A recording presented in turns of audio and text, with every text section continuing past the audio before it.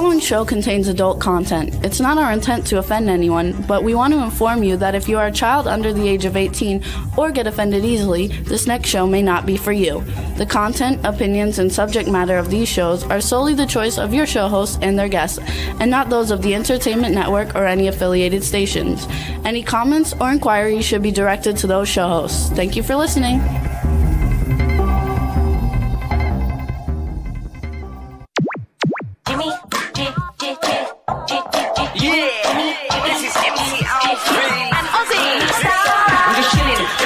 Sitting down and designing, where every man in a thinking, what are we gonna be wearing? Yo, I'm a Liverpool MC, you can't trust me, big up the girls inside the party. Let's get down to Crazy Jimmy, big up myself and known as Alfie, the one and only, the Turkish MC. Always love the clothes of Jimmy. Bitch, I'm your wanna be, Jimmy Star's new celebrity. We'll take you out to Jimmy Star's. Hey ho, what's up everybody? Welcome to the Jimmy Star Show with Ron Russell, bringing you the good times of music, fashion, pop culture, and entertainment. We got a different kind of show for you guys today. But before we tell you what we're going to be doing, let me first introduce my cool, outrageous man about town co-host and General Milan from Clown Motel 3, Ron Russell. Hey. Not so good today, folks. I still have that dizzy stuff. And I bit my tongue on the side in the back. So now I sound like Elmer Fudd when I talk. But it hurts when you talk with a bitten tongue. A bitten tongue. A bitten tongue, yes. And I'm dizzy. Yes, the dizziness has come back. Doctors do not know what it is. Thousands of people now in this country are dizzy. And we all don't know what it is. No one has a doctor yet that can tell us what it is. So there's something going on here that we don't know about. I hate to be suspicious and think maybe it's the government covering up something, like another COVID kind of a thing. But whatever it is, it's now epidemic. Or it's listeria. Or maybe it's listeria. Or listeria. But we don't know. We both have it. Jimmy was dizzy a couple of days ago, goes away. I was fine. Now I'm dizzy and Jimmy's not. It'll go away. But I worked yesterday in a movie, Dizzy, and it was not easy, not at all. And then I bit my tongue to make it worse. He did a great job, though, yesterday, so it was all really good, you guys. So, we want to say hi to the chat room. It's just starting to fill up. Stefan Bell is there. Hey, Stefan, how you doing? Cindy Ladylake is there. Don Hinton just joined us. He's got white watch on today because he's got white shirt on. And so what we're going to do today is we only have one guest, and he's coming on as the second half of the show. His name is David Raleigh. He's a singer that Ron and I met when we lived in Pennsylvania, a New York City singer. He's very, very good. We went to one of his shows. He's amazing. And I just reached out to him to see what was going on because we haven't had him on the show in about 8 years. So he's going to come on. In the meantime, in the first hour, we're going to play some cool videos and play some of his music videos so you can get to see. He's really super talented. I love him. I listen to his music all the time. And, I do also. So it's really a lot of fun. And hoping that everybody's good. And everything is going good for everybody. We're actually leaving a little while after the show to go to Nevada because Ron has to shoot 2 more days of Clown Motel 3 Ways to Hell. And he has to shoot that on Thursday and Friday in Nevada. So we're going to leave today so we don't have to get up at 5 or 4 o'clock in the morning to get there. And because we did that yesterday. We got up at 5 o'clock yesterday morning to go to LA to get there by 9. And it takes a big toll on your body when you have to do that and then work all day afterwards. It's just too much. We're both tired from it, so that's what we're getting ready to do. Actually, though, Lady Lake says her whole family had that sickness. Her whole family has had the dizziness sickness thing. She's got 2 sons. So it's just terrible. What it is, we don't know. All I know is it gets in the way of my life because I live a very active life, a full life, and it slows you down. It really does. Stinks. So it's terrible. But I'm used to it now. Now I can function dizzy. Like right now, I am dizzy. If I go like this, it's like I drank a bottle of vodka. He's way better. I do not function dizzy. As soon as I get dizzy, I start getting sick. I mean, sick like vomiting, sick and stuff. So But I've actually taken dizzy nausea medication every day until they figure it out. So like I have a prescription for it, and I'm taking it 2 or 3 times a But day. the bitten tongue was not necessary. Now, B. Claudia joined us from Germany. Hey, B. How are you? Hi, B. What's going on? How's the family? Everything is good. Good. So B had also made some great graphics, you guys, just for anybody who's in the New York area. Randy Edelman, who's been on the show several times, is releasing a new album, Waltzing on the High Wire. On a High Wire. It's coming out September 6th, and he's doing Waltzing on the High Wire at Carnegie Hall. He's doing a solo performance December 8th. So anybody who's in New York, the tickets are on sale. You can go to carnegiehall.com and type in his name, and it'll come up, and you can get tickets for the show, which is very cool. And Jimmy and I will be there. yes, it should be fun. So if you want to meet us, we can meet in the lobby. Yes, absolutely. And then let's see. I noticed on Cindy Lady Lake's Facebook page that she's been listening to new music by David Martinez, you guys. So he's got new music coming out soon. He's also been on the show in the past, and maybe when the new music comes out, we'll have him on again. He's in Texas, and you can check out everything David Martinez by going to davidmartinezmusic.com. Those are all my little plugs. Also, we were number 19 again, back on the charts on Apple Podcast TV film charts. So we're number 19. Thanks for everybody for tuning in. We had a little lull for a while, but we've been going back up again. So we appreciate that. And you can listen to the show on Red Circle, Apple Podcasts, iHeartRadio, SoundCloud, iTunes, Spotify, Amazon Music, YouTube, Google Podcasts, Radio Public, TuneIn, Pandora, and Amazon Prime. So there. What a mouthful, though. Jeepers creepers. And let's see. I don't want your head to get cut Yesterday was a great day. Working with Joseph Kelly is really a privilege.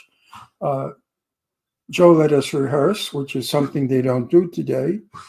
And he also was with us every step of the way, telling us what to do, where to be. And that's important when you're working, because if you don't know where to stand and what to do, your lines make no sense. Oops, that tongue is hurting when I talk.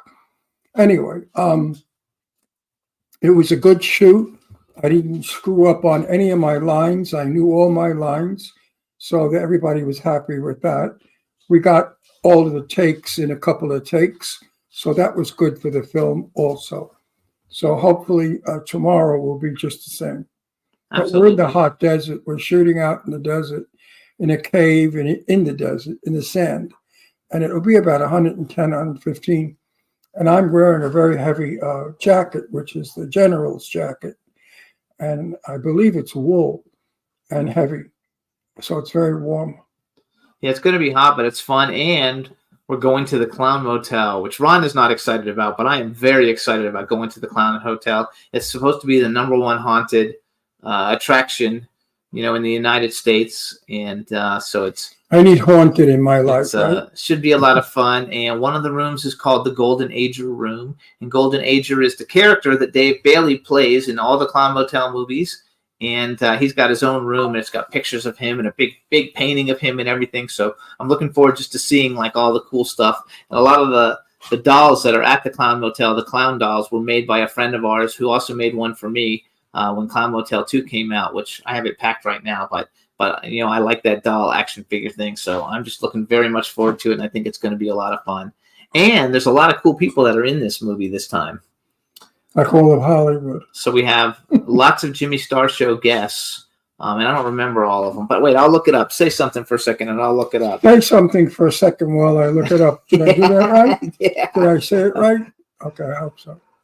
Let's just see. Hang on. I'm going to go look for Clown Motel on Facebook and just see who's in it, because I forgot, but there's a lot of people in it. And so there's a few pictures up on the internet. Ron put some pictures of him up there. We're only allowed to put up pictures of ourselves personally, nothing to do with the movie. Right. We can't give away any secrets for Clown Motel and what's going on with it all. But the whole thing is going to be a lot of fun. And some of the people who are in it now, isn't that funny? Now I can't find the thing. All right, go on. Move on to the next thing. Well, we're talking about Clown Motel, so it would be good. But So Lee Waddell is in it. He was Ghostface in Scream. The guy who played Andy in Poltergeist is in it. One of the members of I don't think today's show is going to be the best show. gonna So be bear fun. with us. Bear with us. I'm working on half of a person. I'm not really my full self. So please forgive me. I just had a If I'm not up to par, I just okay? had a brain fart, and I can't remember who it was. I would have known it. We'll move on. Before. This is time consuming. That's okay. You We'll talk plug for a them second. later. All right, we'll plug them as I'm looking for it. When the music comes Here on, we go. So Ari Lehman, you guys from Friday the 13th, Tony Moran from Halloween, Brett Wagner, who was just on our show a few weeks ago from Texas Chainsaw Massacre, Eileen Dietz from The Exorcist, Joseph Poliquin from Five Nights at Freddy's, Al Burke, who was in The Wedding Singer, Oliver Robbins from Poltergeist, Robert Mukes from House of a Thousand Corpses, and Lee Waddell from Scream, Ghostface, Lisa Wilcox from Nightmare on Elm Street. And also they have Mindy Robinson, who was in the second one. She was on our show when we promoted the second one. And Jenna Jameson, who formerly was a very famous porn star. Actually, the most famous porn star ever. how would you know that? How would I know Jenna? I've seen her movies. You've watched porno movies? Yeah. When I was in And you college. didn't learn anything? When I was in But college. you didn't learn anything, did Sure you? I did. You didn't learn anything. Trust me. But anyway, I was in when I was in college and I was in a fraternity, we would have like a night to raise money, and then we would show porno movies. I knew two porn stars, Vanessa Parker and Valerie Stewart. And I was on a set one day when they were working. I wasn't in the movie. I went to visit the set. I think I was reporting it. I was interviewing one of them. And it was boring, dull and boring. I never liked porn. So we want to wish a happy birthday to Don Hinton's husband. It was his birthday. I think it was yesterday. And so happy birthday to Don's husband. And everybody said they've seen her movies. What movies? Jenna Jameson movies. We actually had Seika on the show back in the day, too. And she was a pretty big porn star back in the day. I don't know that porn helps you make a career out of acting. Because No, it doesn't. it doesn't, because when people see you on the screen, they see you naked and doing what you did in the porn film. And I think it takes away from your work. Yeah, I think So, it probably does. I'm too. happy that I never did a porn movie. That's okay. I was asked. I believe that. These girls that I mentioned all worked with Holmes. What was his name? Holmes. John Holmes. They all worked with John Holmes. And one of the producers said, Ron, would you like to be in a porn movie? I said, no, thank you. Obviously, it was told to him that I could qualify. How that information got out, I'll never know. All they do is see you walk down the street. But that information got out. All you do I is walk said- down the street and it works. Yeah, right? I said, no, thank you. And I was polite about it, but never. They said they're happy you didn't do it. No, I would never do it. Why would I do it? I'm an actor. I don't need to sell my body at young age. I mean, when I was 21 years old, I was quite an item. I mean, I was sexy and beautiful and young. And why would I want to sell myself as a sex thing? You wouldn't. No, I was trying to sell myself as an actor, which was difficult because of my coloring. I was too dark with black hair. I looked like a Greek or an Egyptian or a black person. And back in those days, they didn't want that in movies. They wanted blonde, blue-eyed boys, James Dean, Troy Donahue, Tab Hunter. They wanted those kind of people in films. People like Sal Mineo and myself, no. But Sal Mineo was one of the first darkies to get in film. You gotta love it. So nowadays, though, as an older gentleman, you're in quite the Well, demand. now I have white hair, white skin. I look white. White, and now white's not in. So I would have done better staying dark. But being a senior, you're in. Being a senior, yeah. There aren't too many seniors who are doing it. So anyway, we had a really good time. And since this is going to be the third Clown Motel movie, I thought one thing that we could do, since we talked a lot about it, was play the trailers for it. So I think what we'll do first, here's the movie trailer for the very first Clown Motel. It just says Clown Motel trailer, Juan. This is the first one, and we didn't have anything to do with it except for that we got invited to the parties and we met everybody. My character wasn't invented yet. Yes, his character's not in this one. But anyway, here's the trailer for the first Clown Motel, everybody.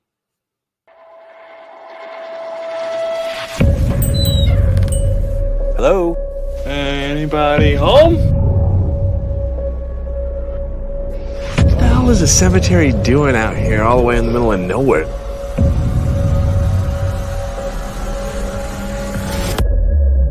I think I saw clowns.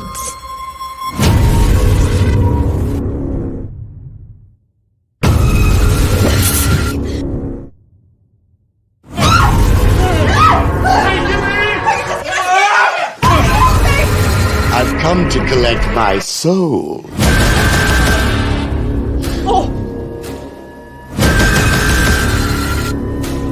Where's Spencer? They're coming in! They're everywhere! Where do they keep coming from? What in the fuck? We're not just dealing with fucked up things and clown outfits. It's this place. It's evil. Every soul we take becomes a part of us. You become a part of us. You become a part of our world. No one deserves to die like this.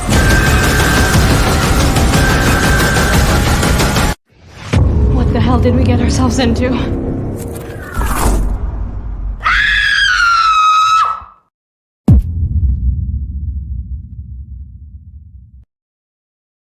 Yay! We have come a long, long, long way since that first movie. Trust me. Woo! Actually, Dawn says she just watched that last week. Tina just joined us. Hey, Tina. How you doing? Two is good, and 3 is going to be great.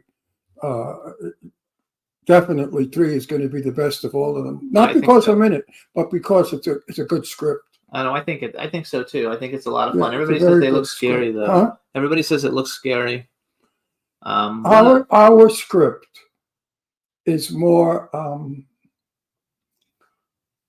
I can't explain it. More Supernatural. supernatural.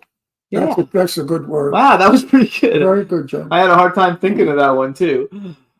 It deals with the beyond and the unusual, and it makes your mind think. It's not necessarily a movie. It's more of a movie. So one of the things that we're not going to get to see Hammy, I don't think, but Johnny Parati, who plays Hammy, he's just one of my favorite Facebook friends and people I know on Facebook because he's so fun. He's not in our movie? And he's in it, but he's not shooting the days we are. Oh. So we won't get to see him, I don't think, but we want to give him a shout out just because I like him a whole lot. And did you say hi to Tina? No, hi, Tina. There you go. When are we going to see you ever? Soon. Stefan and She's Tina are like both there. Tina the Vapor. Yes, Don Hinton says scary, good, creepy, fun. You're absolutely right. So, What? so in the No, it's got a lot of stuff in it that is very. I enjoyed it. Let's put it that way. One scene in particular, I can't talk about it, but I was talking to a hologram, and I really enjoyed that. It was a good scene.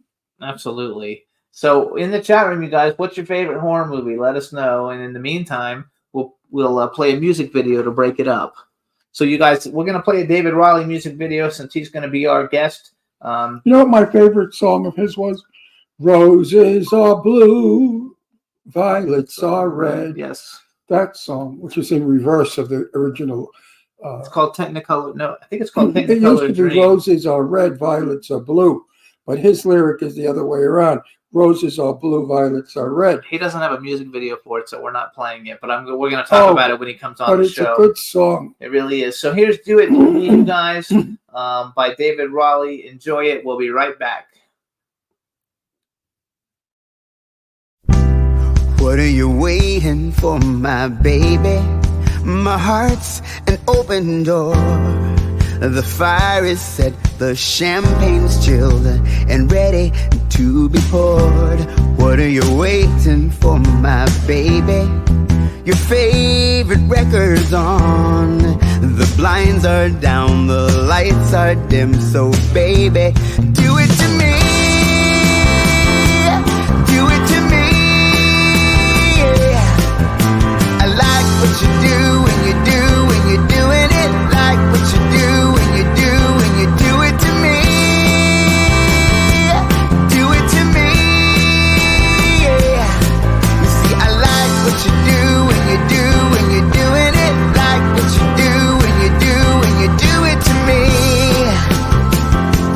Do it to me.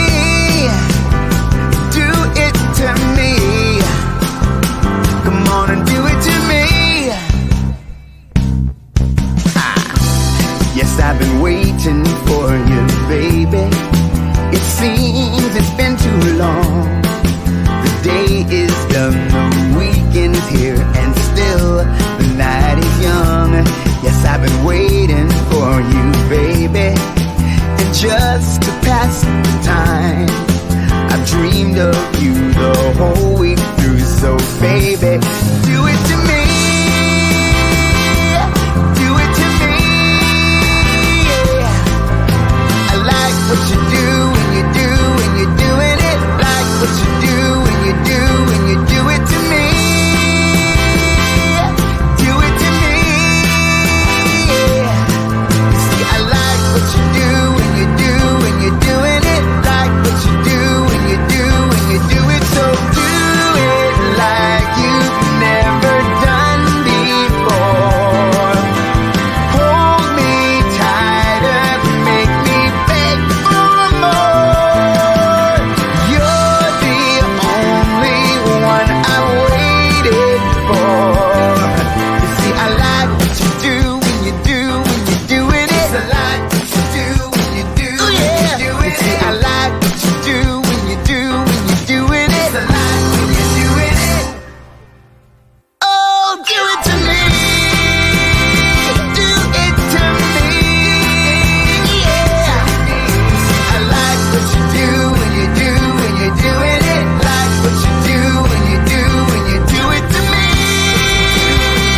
When you do it to me. I like what you do when you do when you're doing it. Like what you do when you do when you do it to me. Do it to me. Do it to me. Come on and do it to me.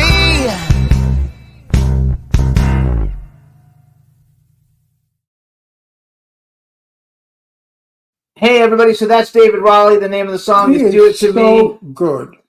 I love his music. He is so good, you guys. And we saw him in actual show, and then we went to the after party, which was on a rooftop, which we'll talk about when we meet him. And while we were there, we got to meet Billy Porter, one of like the biggest stars out there right now, and he was there. So it's very cool.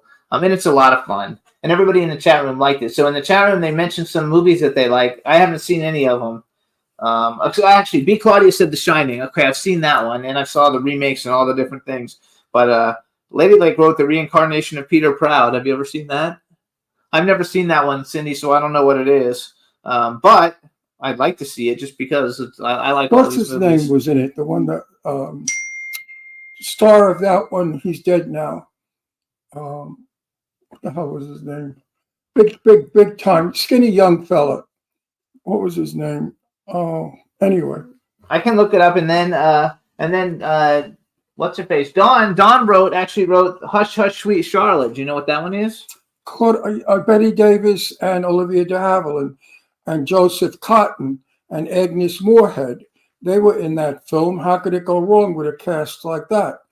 All great actors, each and every one of them. Academy Award winner, Betty Davis. Academy Award winner, Olivia de Havilland. Oh, so The Reincarnation of Peter Proud came out in 1975, and what was his name? The young guy. Michael Sarrazin played That's Peter what- Proud. Michael, right. Jennifer O'Neill, Margot Kidder, Cornelia Sharp. Here's a lot of these people are dead, and their IMDb numbers are still really Well, high. He passed away recently. Jennifer O'Neill. Yes, you're right. Cindy said it. Margot Kidder, Michael Cera's, and she's got it. And then the other movie was Hush Hush Sweet Charlotte, which have I seen that one with you? I might have seen that one then. No, Okay. that one took place down south in a mansion where Betty Davis was an owner of a mansion that they wanted to knock down. And Betty Davis, of course, fought them and wouldn't allow them to knock it down. Interesting movie. Oh, and Mary Astor was in it. And Mary Astor did a fine job playing a wicked, wicked woman in a wheelchair. It's a good movie. Mary Astor's in it. Yeah, Bruce I like Mary Astor's work. She and Betty Davis did not get along, yet they worked together on a few films and did a brilliant job at it. Yeah, Joseph Cotton. Did you say Joseph Joseph Cotton is in it, who a favorite actor of mine. We know Bruce him. Dern and George Kennedy. Yeah, it's a wonderful cast. The movie was, kind of hokey. Heads rolling on the floor, a fake head rolled in the living room. But I love the actors and I watched their work. And just watching Olivia and Betty work together was quite a thrill for And me. it came out in 1964, so that's Yes, when I was saw it in born. the movie theaters and then many times on television. I'm gonna watch it, Dawn. She says watch it. They all like it in there. So I've seen it many times. I know it well. I would look forward to it. I love anything with Betty Davis in it anyway, and I'm a big fan actually now, which I didn't know his name because we see him in so many movies. But Joseph Cotton. Joseph Cotton was one of those actors that you just knew was solid. He was a solid actor in anything he did. Citizen Kane, he was wonderful in Citizen Kane. And Agnes Moorehead and everybody. Agnes Moorehead is the mom of Bewitched. Agnes Moorehead, to me, was the queen of second runner-up actors. She was never a star. She never held a movie herself, but she certainly contributed to every film she was in. Brilliant, brilliant, brilliant actress. Brilliant. Absolutely. Yes. Agnes Moorehead. Fabulous lady. And Fabulous. So what was your favorite horror movie? Do you have one? I don't like horror movies. I know you don't, but you've seen So a I bunch. don't have a favorite. I find all horror movies stupid and lousy writing and sensationalism. And most of the time, the actors in them, they don't care about the film. So I like outstanding performances. The horror movies, I guess Psycho. Yeah, Psycho's good. Psycho is my favorite because the acting was great. The direction was fabulous. The shower scene was really weird and scary. And Janet Leigh was excellent in it. So I like Psycho. Of course, Hitchcock directs. I love North by Northwest. I love everything that Hitchcock did. Hitchcock was a brilliant, brilliant director. Actually, I would like to have worked under Hitchcock. Lady Lake also wrote The Other. I don't know what that is either. And B. Claudia wrote The Birds and Psycho, which you just mentioned, Psycho. And The Birds was good because Tippy's a friend of mine, and I love Tippi Hedren. She's a sweetheart of a person, a very nice person, a dear person. We got a little buzzed at Blackwell's, whose funeral was it? Blackwell's funeral. And we were making out, imagine kissing. Terrible. They also said, so B. Claudia also wrote Rebecca, but is Rebecca a horror movie? No, Rebecca was not a horror movie. Rebecca was Cary Grant and Joan Fontaine. A wonderful, wonderful script written by, what's her name, the lady, I forgot her name, Du Maurier, I think. And anyway, it's a wonderful movie. It's a suspense drama with twists and turns because it was directed by Alfred Hitchcock. And it's a film I would strongly suggest everyone watch. It's one hell of a movie. And Cary Grant was absolutely magnificent in it. And then Lady Lake wrote The Other's a psychological thriller. So my favorite horror movie of all time, and it's not that horror-y, is The Lost Boys. I know every line in it, and I'm friends with like 60% of the cast. And one of the guys who played Paul, Brooke McCarter, was a very good friend of mine until he passed from cancer. But so that's my favorite movie. I just think it's the coolest movie ever. and the ones all that came after it stunk, but I think they're going to get to remake. They're going to remake it now, which they shouldn't do. I don't really like all the old movies getting remade.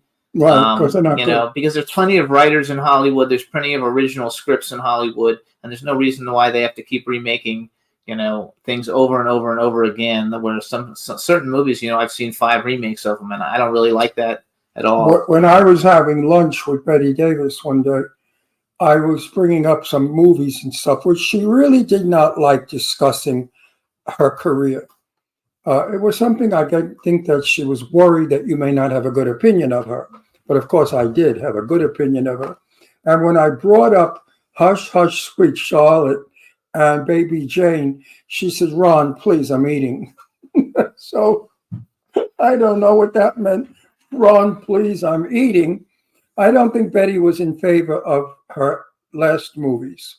Oh, I actually love Baby Jane, though. Yeah, but she was a star of stars of stars. And then she was demoted down to a woman who was in a horror movie, which back then a horror movie was third-class movies.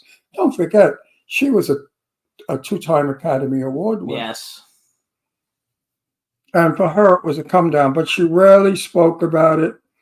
I think somewhere I read, or maybe Betty told me, she needed the money. I think she got $65,000 for doing the movie. So everybody in the chat room. Oh wait, well somebody else just said one more thing. Tina said she saw Rope and she thought that was really good, which that's a really good movie. Rope was Alfred Hitchcock, and it was not a horror movie. It was a thriller. Psychological thriller. Psychological thriller. And it was terrific. And what's his name was in it? Shelley Winter's best friend. What the hell was his name?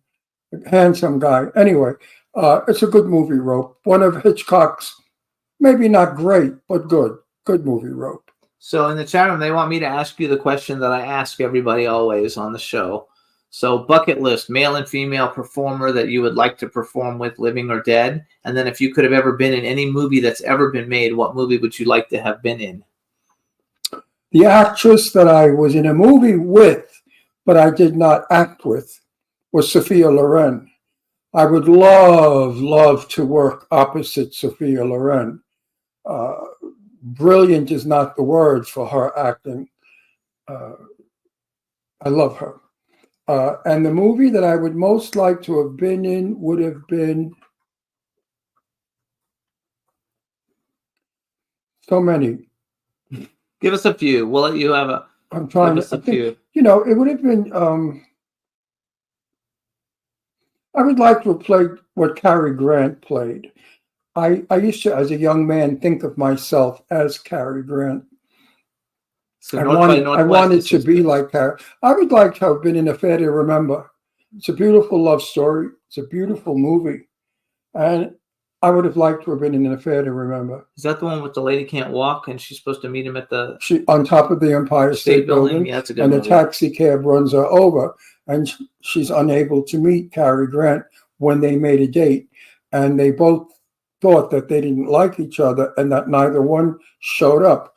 Whereas at the end, we find out that it's because she was crippled and didn't want to be ashamed. Burden him. She was ashamed of being crippled. Back in those days, they did that. Today, you can't show that. But she was ashamed that she was crippled, and she only wanted to see him when she was well again. Very good movie. And Very her last words to him was, well, if you can paint, I can walk again. And that's when the movie faded out. So my favorite older movie is A Letter to Three Wives. You guys have to see it. It's great. Great story. Great Movie. And so wait, we didn't give us a male actor that you'd like to work with. Oh, You can give us a few if you want. I would say Humphrey Bogart. Loved his work. And I would also say, Do you have a favorite Humphrey Bogart movie? oh yeah, Casablanca. Okay. That's an easy one. Favorite movie stars? I would like to work with so many of them. I would have liked to. William Holden, I like him. fine actor. He's the one in like the Sue Wong one, right? The Life of Sue Wong or whatever. Yeah, Yeah, that's a good movie. and he was also in the one with Audrey Hepburn, and Humphrey Bogart, which was titled, He also did a modern movie. what the hell was it called? Audrey Hepburn, folks. She went to the cocktail party in that magnificent gown that hit the world. Everybody wanted the Audrey Hepburn gown. The movie was called, it slips my mind and I know it well. He'll come back and think It'll about come it. back. So while he's thinking too, then we'll go back to horror for a second, and here's the trailer for Clown Motel 2: Death Do Us Part. So enjoy it. Yeah, Here you well, go, everybody. Clown Motel 2. Look for General Milan. Excuse me. Pardon me. Oh, I wonder if we're having a problem because B says she can't hear us. Who can hear us? B says she can't hear us. Hey, Juan, are we okay? Hey, guys. We might have a problem. Why not? We are live. It says we are live. All right, so let's go then. Juan, let's play Clown Motel 2. Death Do Us Part. The trailer, please. Rock and roll, baby. It's been 6 months. Why didn't you find me yet? Where are you, Joe? We are looking for Sergeant Kelly. Yeah. It's me, General Milan. Just received new information on Brooke. So we got a team? The best.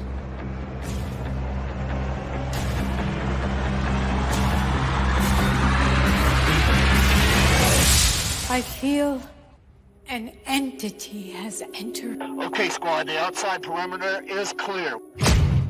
You have lost me 3 souls. Bring me back those souls while we find the cure. What kind of sick society wants a human sacrifice? If we can connect to base, we should be able to see what's going on. Bring me a pure soul tonight. We lost him.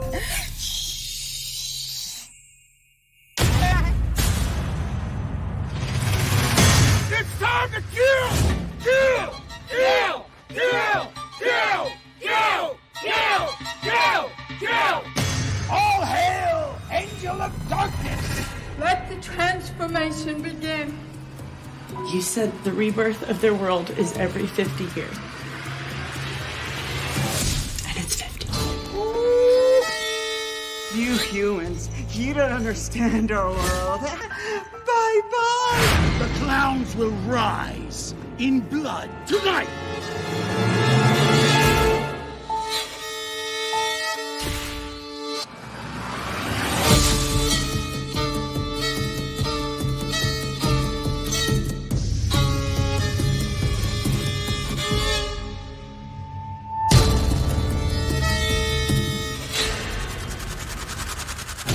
Shitty day, clown.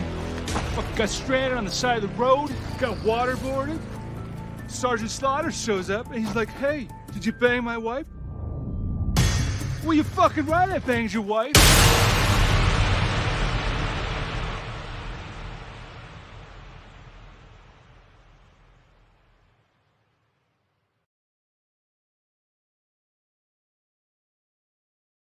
Yay! So what I found out about Clown Motel is they distribution was not a good distribution, and they pulled it back, and it's going to come out again next year. Maybe even both of them are going to come out right after each other. Clown Motel 2 and Clown Motel 3. So I don't think you can actually see it anywhere now, even though I think if you Google it, you might be able to see it on Amazon. I'm not positive. But it was really fun. It's significantly better than the first one, and hopefully we'll keep getting better. In the trailer, you could see that it's tighter and better. And the third one's even better than the second and the first one. So Don says Joe should keep the beard, which he does have the beard in Clown Motel 3. He will have it, but I think he looks better without it, though. He said he's shaving it off right after the movie's over. Yeah, because he has like a boyish face if he doesn't have it. You know what? Men are stupid, all right? One guy has a beard. He looks good. Oops, my tongue. He looks good. They all have to have beards. Now, everybody in the world has a beard today, or they're not shaven. And they look dirty, seedy, and sweaty. All right?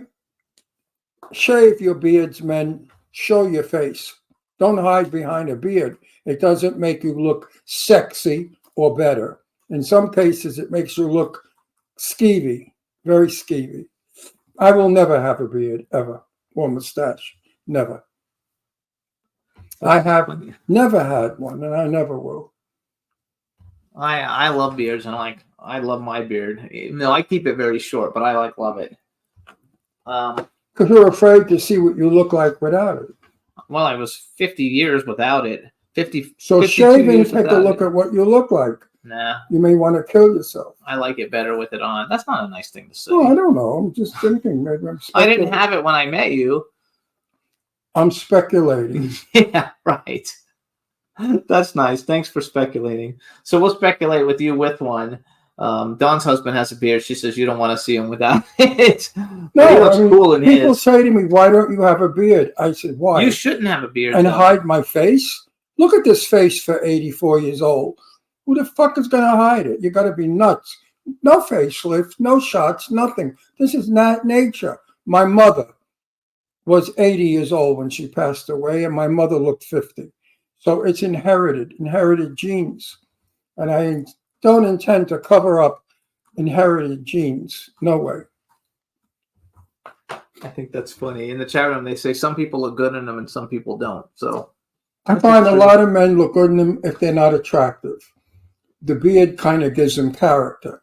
But, if you were Cary Grant, he never had a beard. you also don't like it though because a lot of them have that shadowy thing that's not. I don't like hair on the beard. face. The face should be shaven clean. We're not primitive people. We don't live in caves. I'm an old timer. In my day, nobody had a beard unless it was part of the character you were playing. If you were playing a horrible cave person or a nutty eccentric, you had a beard. Or if you were a scientist, you had a beard. For some reason, they associated a beard with intelligence. But the movies way back, Tab Hunter never had a beard. He was gorgeous. I knew Tab, so I know what he looked like off camera. How many lunches and dinners I've had with him, so many. And he always looked beautiful, shaven, with that magnificent face of his. I think so. I think some people look good. Rock and some Hudson people don't. never had a beard, and he was another handsome man in person, beautiful man in person. So you guys, what are some of your favorite old movies? Because before we played the last video, Cindy asked how far back we can go. So what are your favorite older movies from the 30s to the 60s? Who? I'm asking them, and I'm going to ask you. What's your favorite movies from the 30s and the 60s? You have several, so give us a few. 1938 or 2, I'm not sure. Dinner at 8 with Gene Harlow and John Barrymore. Fabulous movie, still holds up. Good story. Gene Harlow was wonderful. And the lines were really ahead of the time and very risque. Referring to Gene Harlow as being a prostitute in one of them, when told to her by a woman walking to dinner with her, saying, "You'll never have to worry about that profession going out of business," or something like that. Wonderful lines. Good movie. Dinner at 8. Okay. Lionel Barrymore was in it. John Barrymore. Joan Crawford. Good film. So that's going to be your favorite one, or that's just your favorite one from the 30s? One of my favorite One of your from favorites. the 30s. There were many from Lady the Lake 30s. wrote, It Happened One Night. Happened One Night, Claude Colbert and Clark Gable. Great movie. Clark Gable took a shirt off and he didn't have a T-shirt underneath. So all the men decided not to wear T-shirts after that, and we don't, as you can see. So Clark Gable was responsible for the no T-shirt look. Tina wrote To Kill a Mockingbird and Imitation of Life. Imitation of Life was way ahead of its time. A brilliant film about a mulatto girl who refused to be colored or black in those days, as they colored, what they called it back then. She wanted to live as a white person, and left her mother and was terrible to her mother, who was Oh, I saw that one. Her mother was extremely black. I mean, you could see she was an African American, and the daughter just didn't want to be black. And in the end, the scene is incredible when the mother dies, and she's in a hearse, and the hearse is going down the street, and the daughter, played by Susan, I forgot her name, great actress, ran after the hearse and was screaming, "Mama, Mama, forgive me, I love you, I'm sorry." But of course, it was too late because Mama had died. Wonderful film. Tina wrote, Gregory Peck is a favorite, and so is Lana Turner. I love Gregory Peck. He's in like my top 5. Gregory Peck was nice. I met him once in Beverly Hills in the street. He was coming out of a store, and I was going in the store. And as I walked by, I said, "Hey, Gregory Peck." And he looked at me and said, "Yeah." And I said, "Did you enjoy the store?" He said, "Yeah." I said, "Great," and kept walking. Sabrina with Audrey Hepburn. Isn't Gregory Peck was in Cape Fear, right? The first Cape Fear? No. Oh, that wasn't Gregory Peck? That was, no. The first one was, no, I know who it is. Jane Russell's best friend. Oh, my God. Oh, Robert Mitchum. Robert Mitchum. Yeah, but Robert Mitchum was the bad guy, wasn't Gregory? Yeah. And Gregory Peck was the husband. No, Gregory Peck was not the good guy. I forgot who the good guy was, but Robert Mitchum was the bad guy. I love Robert Mitchum, too. He's in my top few. Jane spoke highly of Robert Mitchum. He was her best. Yeah, it is Gregory Peck. Gregory Peck played the husband? Played the husband, yeah. See, that I didn't remember. Okay. Robert Mitchum is great, you guys. I love Robert Mitchum, Gregory Peck. Gary Cooper's my favorite. Then we have Cary Grant. Let me finish my story. Okay. Jane Russell used to always be proud of the fact. She'd say, "Bobby, Mitch was a drinker, but I drank him under the table every time." And it's true. Jane Russell was able to drink Robert Mitchum under the table. Robert, of course, never sobered up. He stayed an alcoholic till he died. But Jane Russell, at age 80, sobered up and died at 89. So she had 9 years of sobriety. So they all like the movie Sabrina. Oh, I love Sabrina. I think they remade that one with Harrison Ford. That's the movie. Oh, it was awful. The woman, it was terrible. Get out of here. You couldn't compare it. Audrey Hepburn was stunningly, magnificently elegant and beautiful and feminine and class, sophistication. She played that part better than anyone could have ever played it.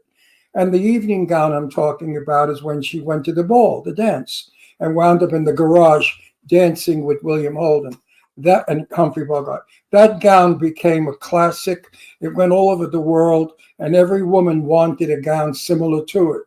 So the look became popular. A sheathed gown, tight, and then an overskirt, big. I remember my cousin Bertha, when she got married, had a wedding gown made exactly like it in white.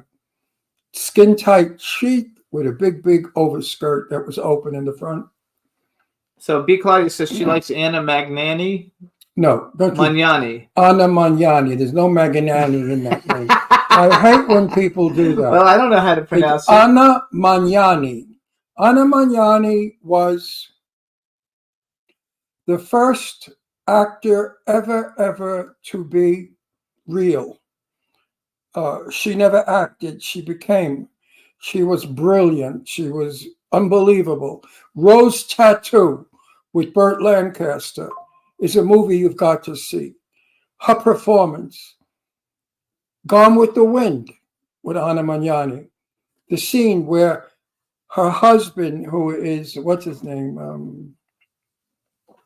The guy from Zorba the Greek. Oh, Aristotle Onassis? No. Somebody Onassis? No. Who played Zorba the Greek, the fella? I lost his name. Mitch. Anyway, when he keeps calling her Rosa, and she screams back at him and bangs on her chest, and she said, "My name is not," whatever it was. It was a wonderful scene, and she did it so brilliantly. Anthony Quinn was calling her, his ex-wife, his dead wife's name. He's who played it. Hang on, I'm speaking. Don't do that, Jimmy. Please don't do that. I don't like it when you do that. It upsets. It makes me not know what I'm doing. Okay, go. It's a very important scene. You just ruined it. He keeps calling Anna Magnani his dead wife's name, and she becomes frustrated by it and screams back at him, "My name is not Anna, I'm Rosa, Rosa, Rosa." Anyway, it was such a brilliant piece of work that when you watched it, your blood boiled. You got all excited because of her excitement. Anna Magnani, rest in heaven. Brilliant. Sophia Loren was supposed to play Anna Magnani's daughter in The Two Women. But whatever happened. I think Sophia didn't want to do it because Anna Magnani was strong of an actor. So what they did was they made Sophia Loren the mother, and they got an actress to play the daughter. And Sophia Loren won an Academy Award for the movie Two Women. They also like Room at the Top. Two Women, a movie that must be seen. Two Women, okay. And A Room at the Top, do you know that one? I know A Room at the Top. It was a fine movie, English, good. Oh, I thought it was German, okay. So the reason I said Aristotle Onassis is because that guy who played Zorba the Greek, now I forgot his name already, he played Aristotle Onassis. Anthony Quinn played the life of Onassis. Yes. Yeah. Anthony Quinn played Greek, played Italian, but in reality was Mexican. He came from Mexico. I mean, he's a great actor, though. He also had kids up until he was 90 or something. My daughter Deirdre was in a movie with his son. Yes. They also say they like Faye Dunaway. Faye Dunaway was mean, I thought. Was she nice? I can't mention her name. Okay. Okay. Well, the most disliked woman in Hollywood, the most horrible human being you ever want to meet, the most terrible, terrible person on a set. Faye Dunaway, I have heard stories from so many people that made your hair stand on end. She was absolutely impossible. I love it. All right. I have no respect for an actor that does that to the people they work with. No, I have no respect for that actor. Do you like Gary Cooper? Gary Cooper was soft. He was nice. Fountainhead, my favorite movie and performance of Gary Cooper with Patricia Neal. Patricia Neal, I came to meet very, very, very late in life when she lived in Manhattan. And I asked her to come on my show, and she graciously said, "I'll see." And unfortunately, she passed away 3 months before we scheduled to do her interview. She was madly in love with Gary Cooper while filming Fountainhead. They both were madly in love with each other and had a tremendous love affair. He gave her a neck piece that she wore in the film. It was a pearl, a single pearl. And she wore that throughout the film whenever she could. What happened to the love affair? Gary Cooper had many love affairs with many of the actresses.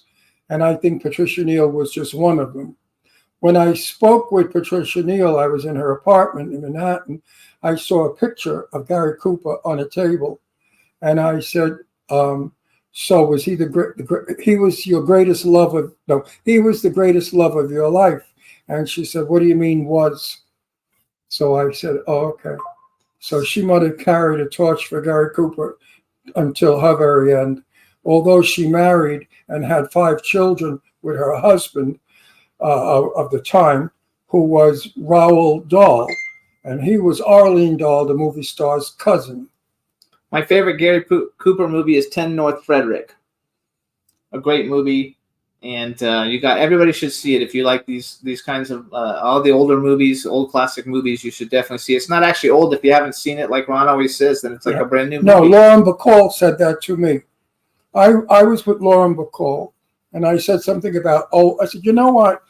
People love your old movies." And she said, "Ron, my movies are not old until after you've seen them."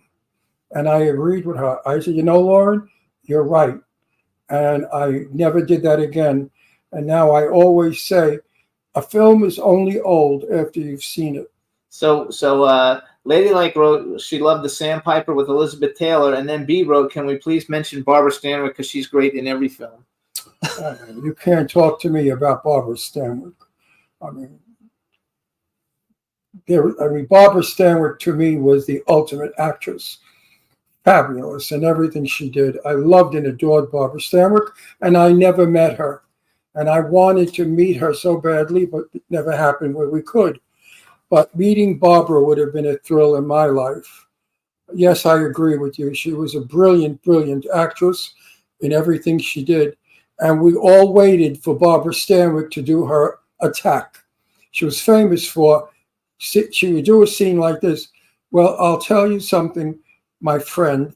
Eating that sandwich may make you sick. And then the guy will say, mind your fucking business or something.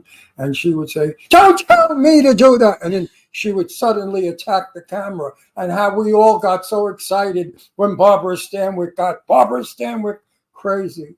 And we loved it. We loved her.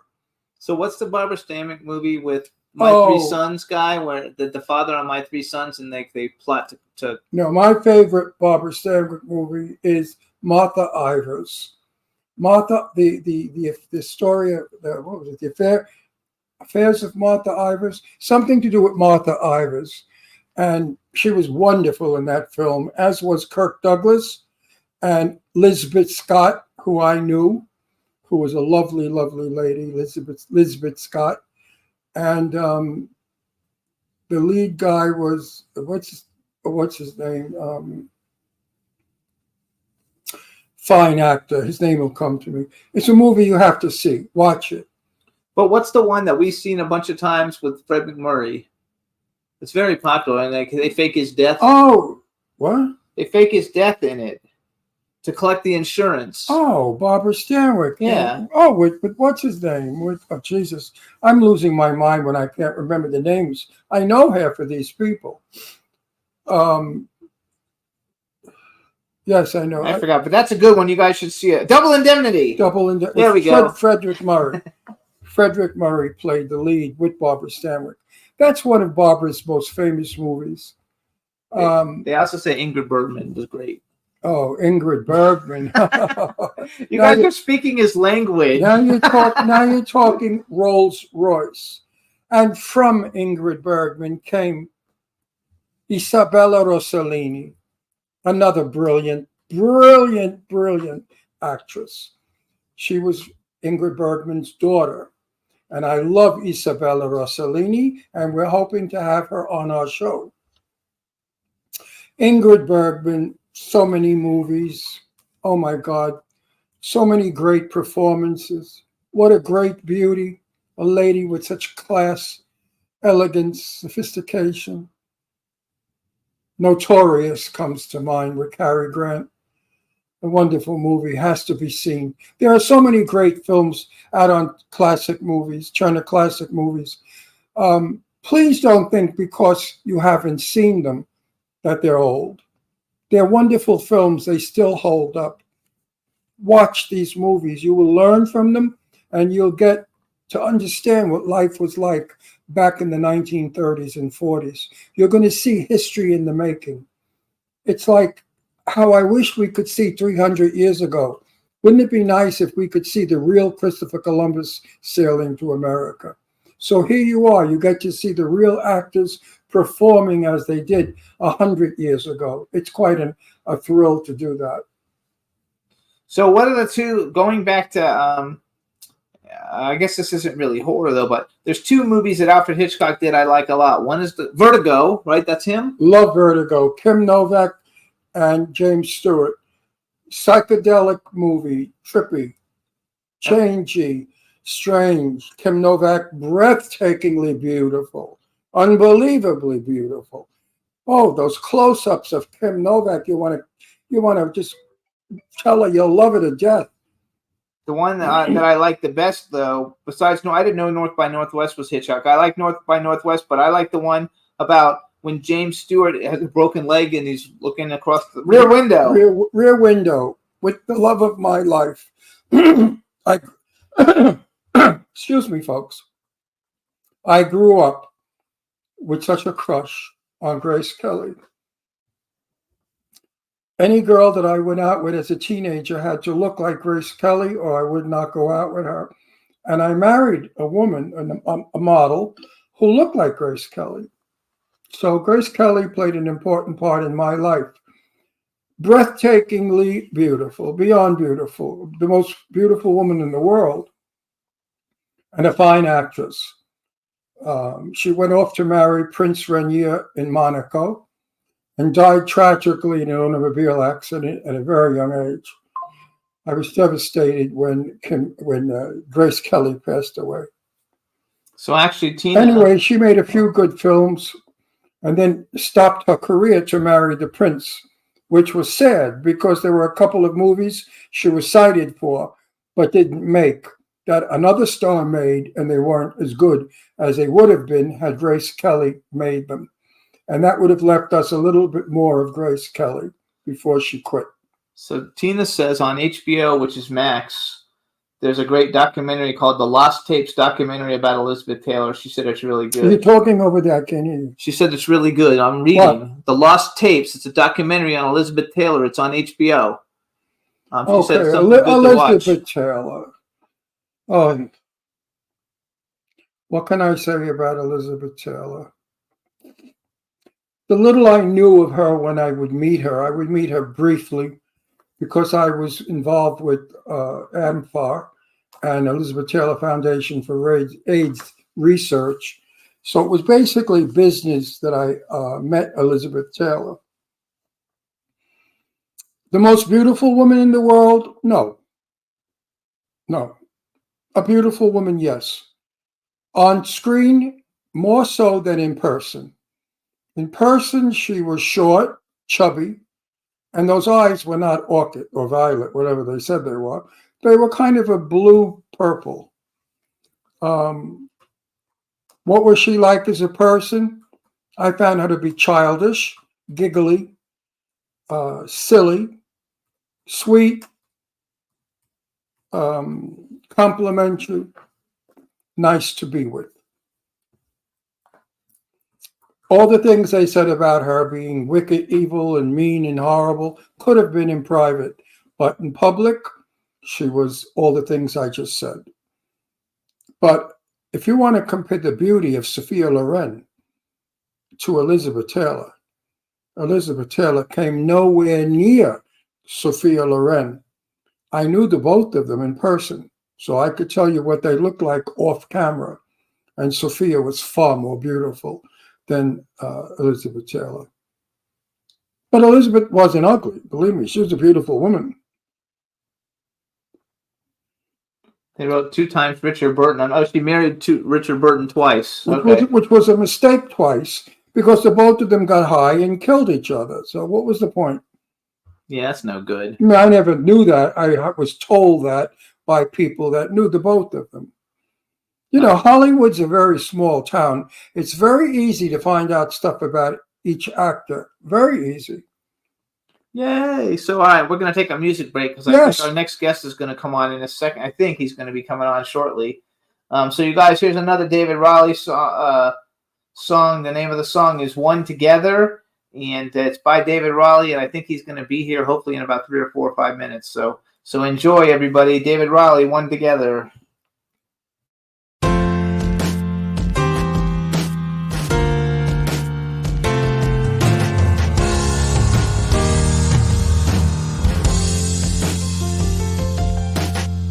Here we are, standing at the crossroads of our life.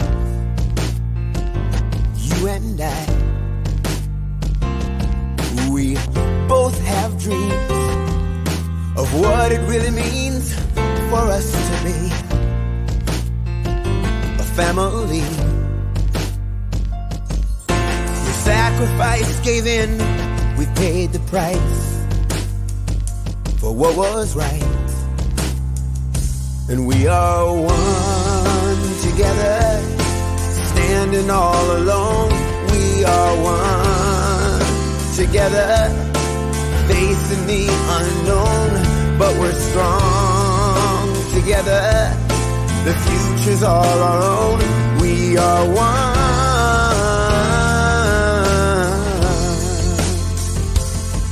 We've traveled far, but still we've got a long, long way to go.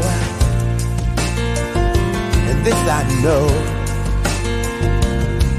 I'll give my all, 'cause you'll be there to catch me when I fall. We sacrificed, gave in, we paid the price for what was right. Still we are one together, standing all alone. We are one together, facing the unknown, but we're strong together. The future's all our own. We are one.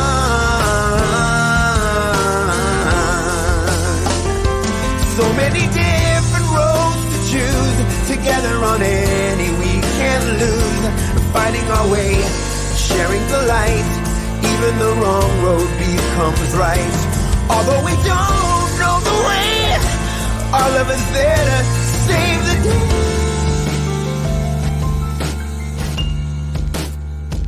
The obstacles are clear before our eyes.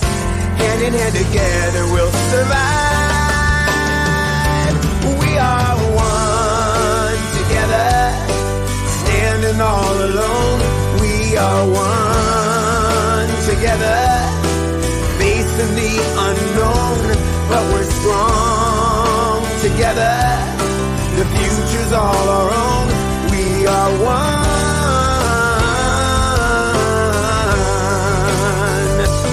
We are one together, standing all alone.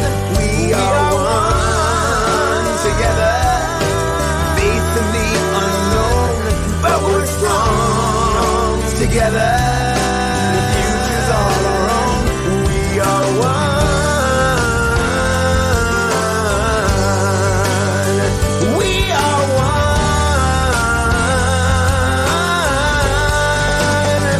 We are one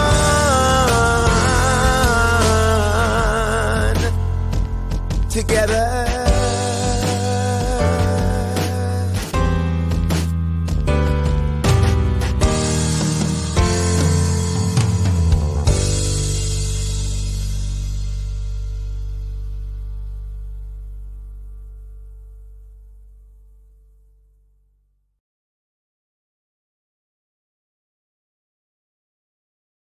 Yay, everybody! So that was David Raleigh. He'll be coming on. Supposed to be coming on in about 3 minutes. I really enjoy his music, though. I've got all his albums, and I've got the actual CDs, which I don't have any place to play them really.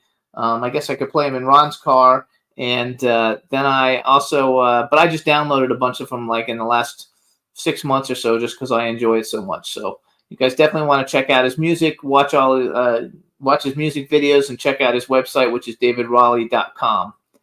And his Instagram's David Raleigh. There you go. He happens to be a really nice guy in person. I like him personally. He's kind, he's gentle, he's soft, and I think he really believes in his music, and especially the song that we just heard, We're All in It Together. He's right. We are all in it together. That's why we have to make it happen and work. Absolutely. So it's a lot of fun. And the chat room said thank you for all the knowledge and all the information. They all loved it. Oh, I love talking about it. You know, those are my people. I remember the thrill of going on the set and seeing Sophia Loren for the first time, or meeting Betty Davis and not getting to know her. It was a wonderful time in my life because it was all about the biz. It was my Hollywood. I only wish I could have filmed it. We didn't have the telephone camera. Had I had a telephone camera, although Betty didn't like her picture taken, I would have snuck a lot of pictures of her without her knowing it. A lot of the stars back then didn't like being taken without hair and makeup and lighting. You know, they were very worried about the imagery. Today, they don't care what they look like. They get photographed. If they like that, they get photographed. So he's having a problem. It was a wonderful time for me. You know, I have memories, and I'm happy to share them with other people. Hey, Juan, real quick, you don't see him there anywhere? He says he's been trying to log in and he's having a problem, but he sees the YouTube page, but he doesn't see him in it. I'm going to resend him the link. Maybe some idiot once said that I make these stories up. Obviously, a stupid person who doesn't know me. I don't make any of these stories up. This is what happened. I leave out a lot of stuff because a lot of the stuff I would never talk about that I've heard stars talk about. Although now all the gay ones are out, so I wouldn't have to worry about who's out. But years ago, I had to be very careful when I spoke about who they were, to be certain that people wouldn't suspect that they were homosexual. But many of them were that I knew, and I think a lot of them liked me because they knew I was, and they felt safe with me, so they were friendly. You know, like they say, birds of a feather flock together, and gay people, we do stick together if we know we're gay. It's a private society, and if we're closeted, we all protect each other by not letting it be known that we're gay. But I mean, I don't care. I'm gay. I'm married to this nut job next to me. So we're having trouble with Dave. He's having trouble getting in. I'm trying to find the link to send it to him. So well, what are you going to do? Dave will be with us in a little while, and you're going to like him as much as we do. I love his music. His songs are good. I wish he had the tape here for Roses Are Blue. It's a wonderful song. I love it a lot. It's called Technicolor Dream. Technicolor what? Technicolor Dream. Technicolor Dream is what the song is called. Yeah, let me see if I can find the link. Maybe we get, just so I'm not fumbling and we don't Could have we anything play to it? talk Do we about. have it without video? I don't have it. Maybe when Dave comes on, he'll play a little for us. Yes, maybe David. And he could sing a little, because he's done that before. He has sang live on our show. So Juan, maybe like while I'm trying to find the link, just do we have another video we could play that's not David Raleigh's last one? Because I wanted to play that while we have him on. Do you have anything else we can throw up there for a second? Because I got to find the email. Do you have itchy eyebrows? I mean, do you ever have itchy eyebrows? Do I know? Well, I don't know, maybe. My right eyebrow is so itchy. You know why? Because Okay, that's play Baker Grace. Everybody, this is Baker Grace's Painkiller. We'll be back in, it's like a 2-minute song, 3-minute song. We'll be back in 3 minutes. Come a little closer. Don't be shy. If you're over being sober, I got something you might like. Come on, let your guard down.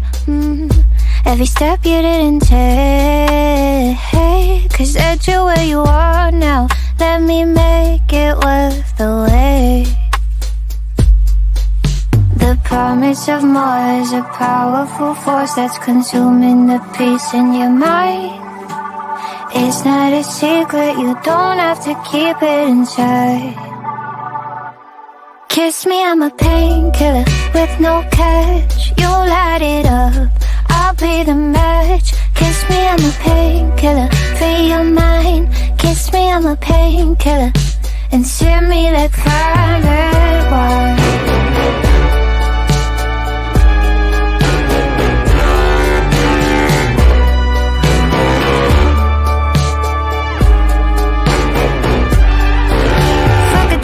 Can make you feel I'm the only thing you know is real. You say climb me when there ain't no top. Can't come down when the clothes are off. All the limos and lights leading to lonely nights. In the mornings you're fading gray. It's not a secret, you don't have to hide it away. Come a little closer. Come a little closer.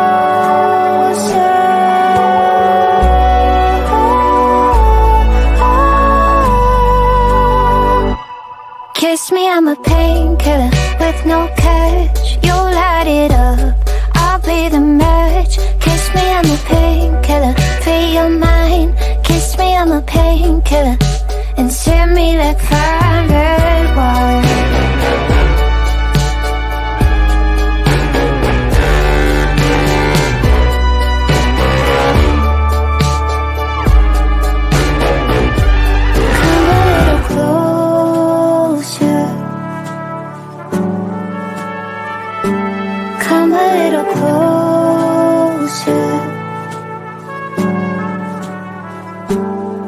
Come a little closer. Come a little closer.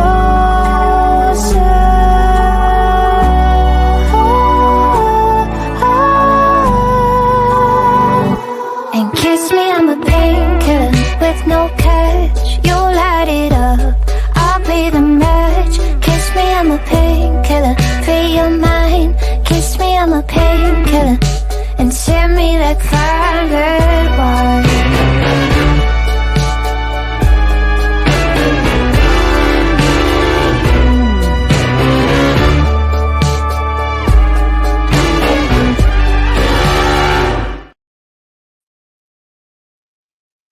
Hey, that was Hey, we're back Painkiller, on. guys. I'm trying to send. Should not take. I'm sending you messages. So you don't see him, Juan? Send me a message because I don't know where he is. I sent it to a text message to his phone now too to see if we can get him there. But no, he says no. I don't know why we're not seeing him. So I'm not sure what to do. I hate this. It was so much better years ago when we had the guest in the studio next to you. You know, they were there. Now they're not. The reason I'm talking funny, folks, is I bit the side of the back of my tongue, and it hurts when I talk. Did you ever bite your tongue? You know, it's like it's miserable. And I hope I'm able to talk tomorrow when I go to work. I don't sound like Elmer Fudd. Oh, well. All the things you have to worry about when you're an actor working, you have to make sure that you don't hurt yourself banging to things, get a black eye or whatever. You always got to protect your face, your body. Okay. You can't get sick. You can't get a flu. You can't get diarrhea. You can't get upset stomach. You can't get a headache. You can't get any of that because you have to go to work and you have to read those lines and you have to be that character. It's not an easy job, you know. Right, Jim? Right. It's not an easy job at all. It's a lot of work, and people don't know it, and it's not really that much fun. It's fun when it comes out, but why we do it, I don't know. We're egotistical. We love ourselves so much. No, that's not my story. Why do I do it? Let's analyze that. Why do actors act? You know why? We don't know why. We just know that we have to. It's like, I've asked nurses many a time, what made you be a nurse? They say, I don't know, just I want to be. I like it. I feel I need to be. And it's the same thing with acting. We'd have no idea why we are what we are. We just know that we have to be. And we know that we have to keep going from movie to movie to movie. And being out of work in between movies could be a year. And what do you do in between films? You get bored, you get crazy, you get fat. Oh, it's awful. But you do it anyway. But we do it each and every time. Excuse me, folks. Pardon me. See what I mean? If this were a live show, if this were not a live show, we'd edit this out. Hang on. No, we wouldn't. That's why everybody likes our show, because we don't edit it. Everybody else edits and makes theirs perfect. My choking would have been edited out. That's okay. We don't want it. We don't want it to be that way. Here it's raw. Everything about it is real and raw. I like that. Makes it exciting. You know, it's like being on stage in Broadway in a theater as opposed to being in a movie. When you're in a movie, you do it wrong. Okay, let's get it again. And you go for a second take, a third take, a 15th take. Theater, you go out there, baby. You're on stage. And if you make a mistake, you're fucked. You better cover it up real quick. So the anticipation of forgetting a line when you're on stage is so tremendous that your brain overworks because it has to focus on that line. I prefer theater to film as far as fun goes.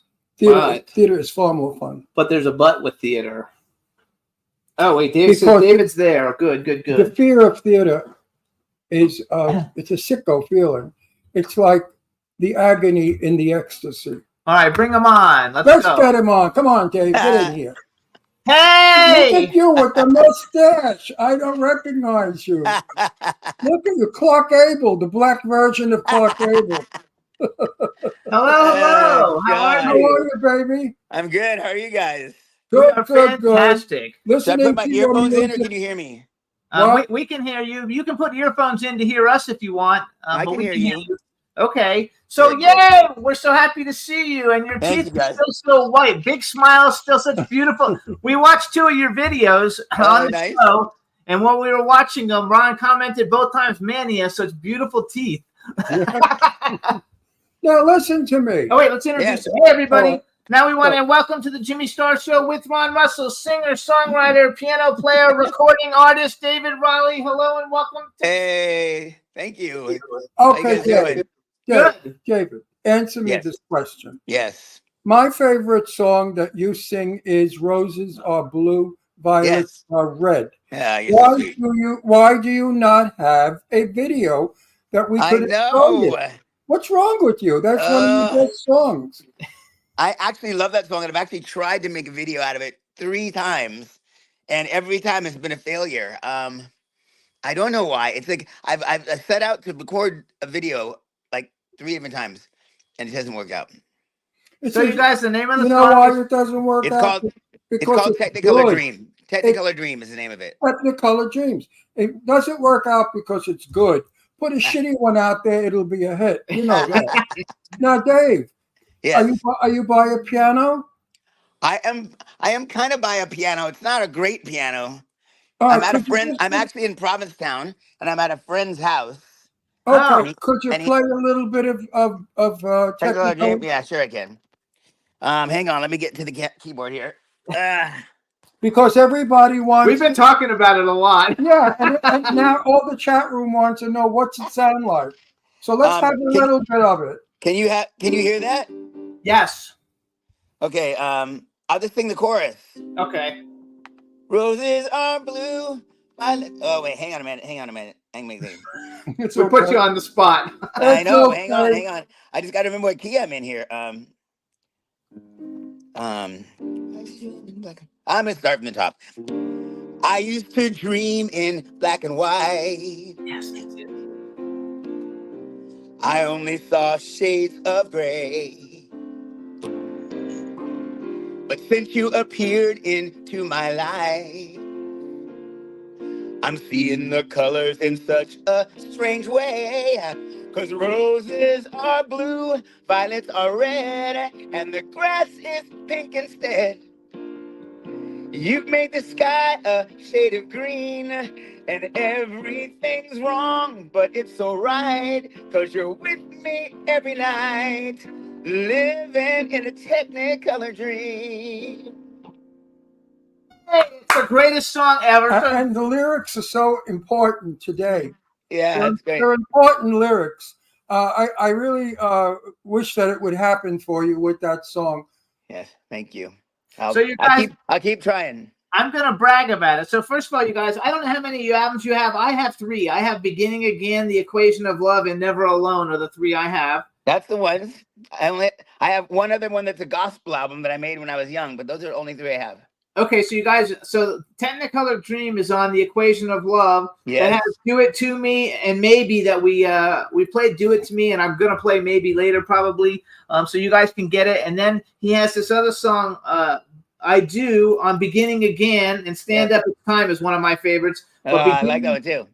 Beginning Again was a top 10 MTV logo channel for 13 consecutive weeks. And it's directed by Emmy and Tony Award-winning Alan Cumming and Ned Streisenreuter. Right, Streisenreuter. So you guys got to listen. So how have you been? It's been about 8 years, I think. I know. You guys came to my release party back in the day. It was the greatest ever. It was the greatest performance. You had we told everybody when we first got on the show, we went to the after party on the rooftop of a hotel. Right.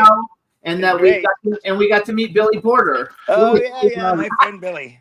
He's doing good. Everything's been good. I was going to Australia a lot to record my last album, and I stopped that in 2015. I've been in New York pretty much ever since.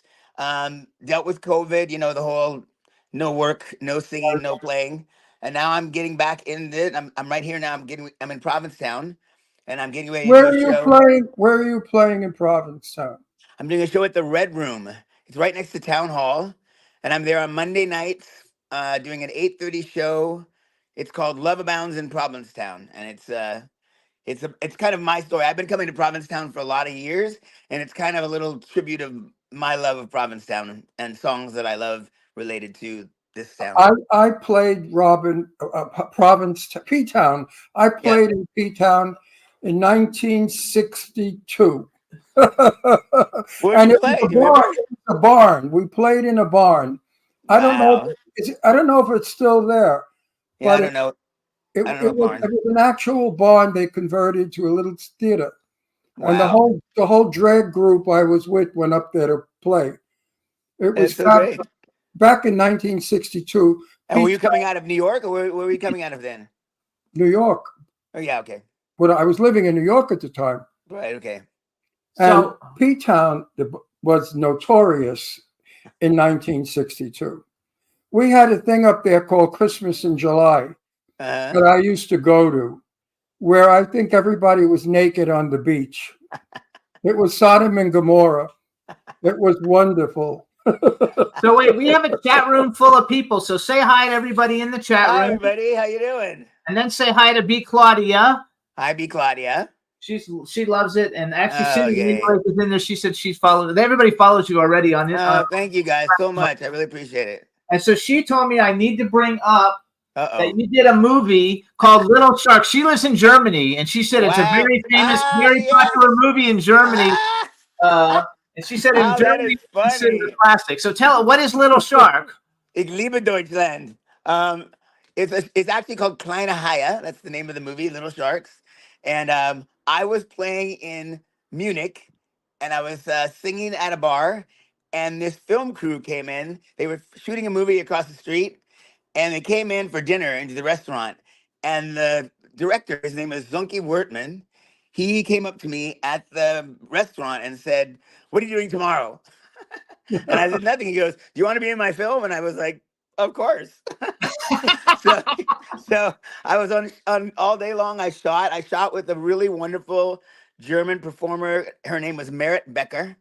And I think she was part of a big German family that sang and did stuff. I don't know what they were a big entertainment family. And she had a song in the movie, and I played the piano for her. And actually, what's really funny, I went on to tour with her for about, when the movie was coming out and they did the promos, she would sing that song live on various TV shows. And I ran around with her for about 6 months playing and singing with her on that one song. I don't remember the name of the song at all, but yeah. But I loved my time in Germany. I made some of my best friends in Germany. I'm actually taking German on Duolingo right now, so I can speak German. I was gonna say, you pronounce the stuff pretty good, and she said, I do. Yeah, I love Germany. She said it's a classic in Germany. The film's a classic in Germany, and she said the family is a huge, huge entertainment theater family. Oh, good, yeah, yeah.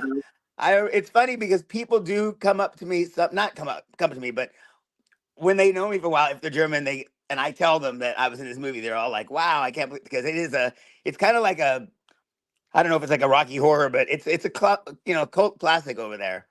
I love it. Yeah, love it. So the last time we had you on too, you were working with Nathan Lee Jones. Yes, he helped produce your records, right? He produced my last 2 records. Yes. Okay, and, so is he still around? He left kind of sort of left the music business. I think he's doing. He became a psychologist, I think. Oh, good for him. And he is doing music psychology, from what I hear. I don't really know. I haven't spoken to him in a long time, but he's doing really well. He's doing fine, and yeah, he's still. I'm great. I'm so grateful for the records that I made with him. They're some of my favorite pieces of work. So. I want to tell you. So and I mentioned this to Ron. I don't know if I mentioned it at the beginning of the show. So because I'm a publicist, I work with a zillion indie artists, and I've been doing it a very long time. And I put you in the top 5 of any indie artist ever in my 30-year career. of artists who are like the most talented. The music is uplifting. It's beautiful. You have a great disposition and a great. The songs are all mostly feel good or like And Jimmy told me that off camera. I told him that off camera. Yeah, I'm not making it up. Maybe I should be a client. What's happening? You're doing PR and I'm not your client. What's up with that? We're really good at it, and but I do think that like you should be like the biggest singer songwriter type artist on the planet. Because who's to say he isn't? I mean, I think your album should be selling like 100 million copies. Thank you so much for promoting him. Let me tell you something, David, and this is no fucking bullshit. Okay. You either believe it or not. Okay, there are 3 people in my life: Johnny Mathis, David Raleigh, and Nat King Cole. Wow. And you were right there with those 2. Oh man, you make me cry. I love your work just as much. Thank you. In my car, I play it often. Thank you. And it's not old. It doesn't get stale. It stays. It's like, I play Johnny Mathis all the time. In my, David, believe me, I only have 3 CDs in my car. I'm not lying. Your CD, Johnny's, and Nat. Yay. I love both those singers very, very much. I do a lot of Nat. I don't do a lot of Johnny, but I love his voice. I can't believe he's still. We were in Atlantic City for a bachelor party, friend of ours, and Johnny Mathis was doing a concert there, and I was like, wow, I really wanted to go, but I couldn't because I was tied up with the bachelor party. But he's still looking amazing and sounding great, and man, it's crazy. I've been in Johnny's company 3 times, and he is probably one of the nicest, calmest, sweetest, most gracious human beings on the planet. And it comes out in his music. You hear his gentleness and his love in his music. Yeah. In your music, I hear. I hear no. I hear my frantic, crazy. No. I hear want to. There's a want to. I want you to hear my music. I want you to understand my music. I want you to feel my music. Right. And that's what I get when I hear you sing. Especially the last song that we just played. Yeah, it's good. We played One Together, which I love. Yeah. Like I actually like all of them, so I listen to all of them all the time. I have a playlist on my phone, and it's music I download. It's got about 400 songs on it, and in the 400 songs are all 3 of your albums mixed in. Wow. I listen them around. I listen to them all the time ever since we met you. Yeah. And it just so happened that I was on Instagram and I saw one of your posts, and I was like, "Gee, I wonder what David Raleigh's doing. I'm gonna like see." Thank you. You mentioned earlier "Stand Up It's Time." That's one of my favorite songs. I don't really do it very often in concert because I don't know, just in the way you do a show, it's kind of a longer. I don't know, it just doesn't seem to fit sometimes. But I love that song. That's one of my favorite songs of mine. So here's something I never knew about you, and I've got this. I Googled you, so it might not even be true, but it probably is true that you were the Star Search song winner in 1990. I was on Star Search in 1990. I didn't win the big prize, but I won a couple weeks. Oh, okay, because it said you. Okay, so it said you won. Because we have a bunch of friends, and we've had a lot of people on here. Sam Harris, actually, who won the first Star Search, has been on the show. Wow. And we have a friend who won the model one.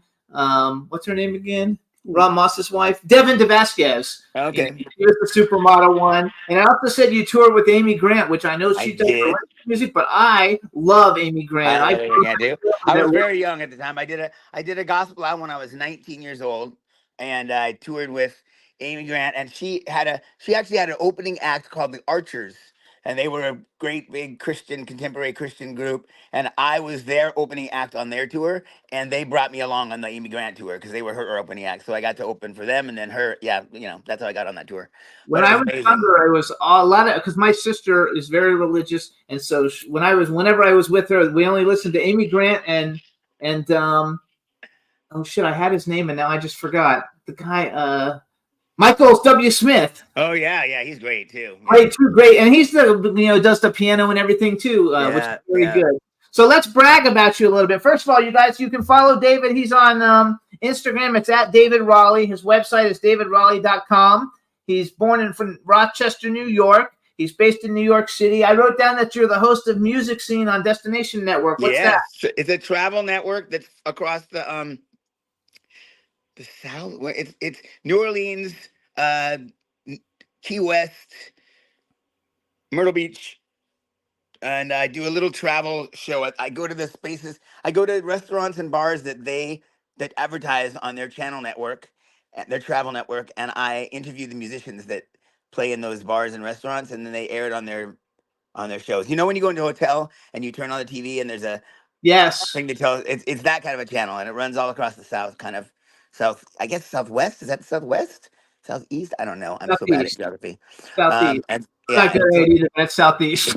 I like anyway, and I do that, and I go in, I film in different locations, probably like once every other year, and then they run the interviews for months at a time. So, but it's a great little job. It's fun. So I wrote this from off of your website. A hip crooner in the style of Bobby Short from New York Magazine. Who I don't know who Bobby Short is. Do you? Bobby Short, of course I know Bobby Short.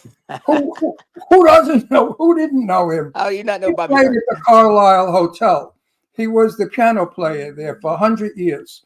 And he played for the Vanderbilts, for every friggin' multi-gazillionaire family that was in New York City. He was the toast of the town. He was the toast. I'm actually. I have to say something. You sing better than he does. Ah, you're so kind. I am actually doing a tribute. I'm part of it. The Myrtle Macer Foundation is having a cabaret festival, and it is at Lincoln Center on October 23rd. And I am part of one of the nights they are doing a tribute to Bobby Short because he'd be 100 years old this year. And they're doing a tribute, and I'm gonna be singing in that show. So that's awesome. You know what? I remember my black friends in the village.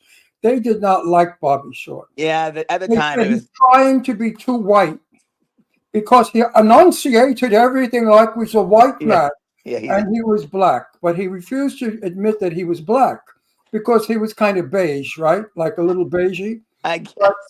We never liked. We didn't even dislike. It's so funny.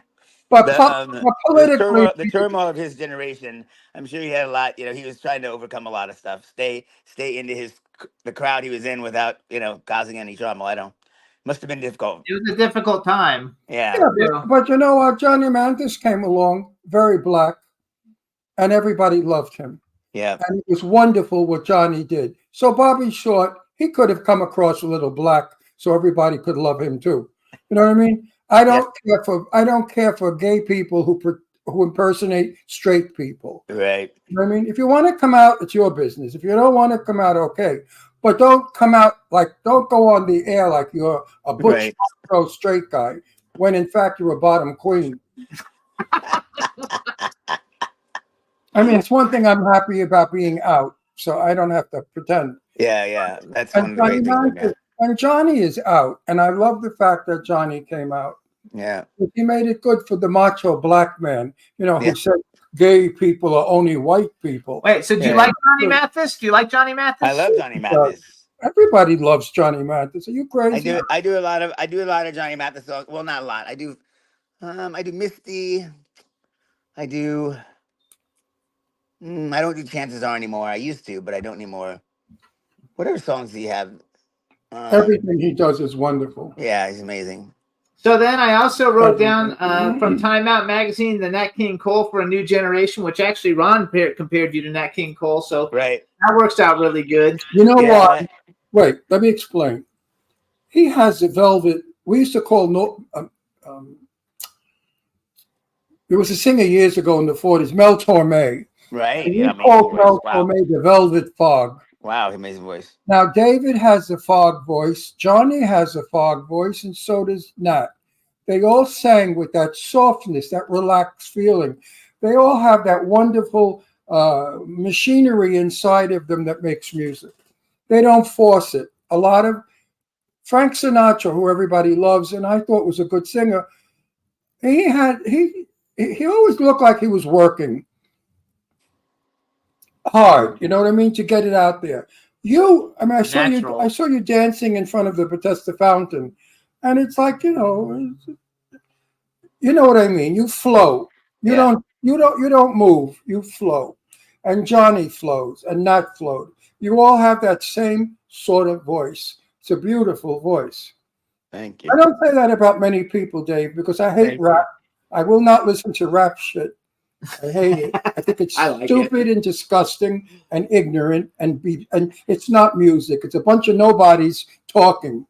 You sing. You see, Johnny sings. Nat sang. It's a difference. I love it too. So here's a question I like to ask everybody, and this might be different. Let's say, and I'll let you pick a few people. So let's say you're going to go on tour, and you could go with any 3 musicians ever, living or dead. Wow. Who would you like to go and be on tour with, playing with, getting the opportunity to work with? Huh. Wow. That is a deep question. Well, off the top of your head, if you miss them, and you want to change the next time we have you on, you can tell us that you changed your mind.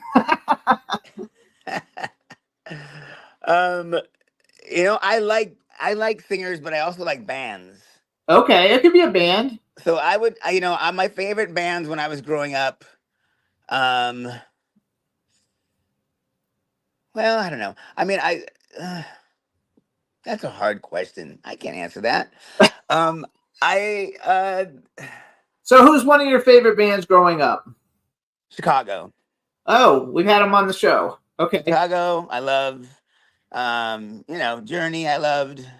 A lot of those late 70s bands. Carole King is my favorite of all time. Oh, I love Carole King. So I would definitely go on tour with her. Yeah, she's a great one. I would go on tour with Oleta Adams or Anita Bryant. I mean, Anita Bryant. Anita Baker. Did I say? I did not say Anita Bryant, did I? No, Oleta Adams is fabulous, though. Yeah. And, so those are all really good picks. Oh, yeah, that's a hard question. I'll have to come back to you on that one. I'll have to think about that and send you a note. Tell you can fill it in later. Okay, that's fine. That was a really hard question. Ron likes Patti LaBelle. That's his favorite. Patti LaBelle. I don't like Patti LaBelle. I love Patti. You know that Patti LaBelle almost recorded a song of mine. Oh, wow. Back in the late 80s, I had my manager was her publicist. His name was Ed Callahan, and he was her publicist. And I had a song called After You Love Me, which I think is on the Never Alone album. Is that on an album? It's on Never Alone. Yeah, it is, because I've listened to it. It's called After You Love Me. And I had written that song, and she had heard it through him, and she liked it. And she asked me to put it on the thing and record it for her. And she told him that, she wanted to sing it. It never happened. I don't know why, but we went to dinner. Got to go to dinner with her and Ed at a restaurant, and she told me she liked the song. So that was cool. I mean, just the fact that you got to go to dinner with her is very cool. Yeah, well, it's an experience that you never forget. Yeah, it was. And it's funny because I remember the thing I remember most is probably, I shouldn't be saying it, but the thing I remember most about the dinner is that she carried her own hot sauce in her purse. And she put hot sauce on everything that she ate, and she had it in her purse. I'll never forget that. We almost had Patti LaBelle to our house for dinner in Pennsylvania. I'm good friends with Kathy. I'm good friends with Kathy Sledge. Oh, wow. Okay. Yeah. I love Kathy is one of my favorite people. I love and adore her. One of the best people you ever want to know. Wow. And I invited Kathy and her husband to our house for dinner. And she said, "How would you like it if we brought Patti LaBelle?" I almost dropped dead. I said, "What the fuck? Are you kidding me or what? How would I like it? I would love it. Love it." I don't know what happened, but we never did have that. It didn't happen, and then we moved to California. We're in California now. We're not in Pennsylvania. Yeah, I figured. That's why I was surprised that you were when he was talking about coming to Provincetown. I was like, "That's still not a California trip." And that's when he lived in New York. Yeah. Yes, that's when we lived. I think what happened was we had to come to California quickly, and we never had. Anyway. It didn't happen, but he was very upset because he loves Patti LaBelle. I love Patti LaBelle. And of course, I love Kathy Sledge. everybody is, we are family. That song is so important to gay people. It's funny because I'm doing my show in Provincetown, and I have 3 songs that are I have 4 songs that I play before the show starts. And the first one is "We Are Family." There you go. And the second one is "What the World Needs Now Is Love, Sweet Love" by Dionne Warwick. Mm-hmm. And then the one that I play right before I come on is "The Biggest Part of Me" by Ambrosia. You know that song? Yep, sure do. So that's my 3. Those are my intro songs when people come into the theater. Actually, "What the World Needs Now Is Love, Sweet Love" was a Jackie DeShannon song.